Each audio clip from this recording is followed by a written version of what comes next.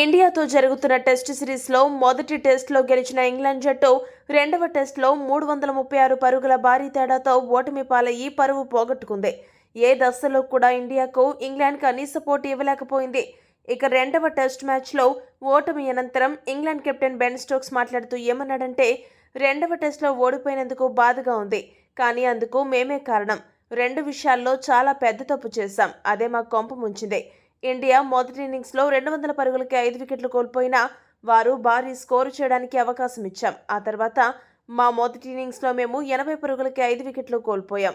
ఈ రెండు విషయాలే మ్యాచ్లో గెలుపుని డిసైడ్ చేశాయి. టీమిండియా బ్యాటర్లు కోలుకోవడానికి ఎక్కువ అవకాశం ఇచ్చాం. మేము మరింత జాగ్రత్తగా బౌలింగ్ చేసి ఉంటే బాగుండేది. మేము మ్యాచ్ మధ్యలో ప్రణాళికలను కూడా మార్చాం, కానీ కూడా విజయాన్ని దక్కించుకోలేదు. టీమిండియా ఒక అసాధారణ జట్టు. ఆ జట్టులో చాలా మంది మ్యాచ్ విన్నర్లు ఉన్నారు. శుభ్మన్ గిల్ బ్యాట్తో నమ్మశక్యం కాని బ్యాటింగ్ చేశాడు. అతడు ఈ రేంజ్లో ఆడతాడని అస్సలు ఊహించలేదు.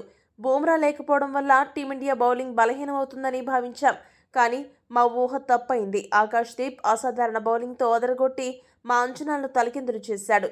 బూమ్రా లేకపోయినా టీమిండియాలో మంచి బౌలర్లు ఉన్నారని నిరూపించాడు. డ్రా చేసే అవకాశం కూడా లేకుండా ఆకాష్ దీప్ బౌలింగ్ చేశాడు. అతడి వల్లే మ్యాచ్ను డ్రా కూడా చేయలేకపోయాం.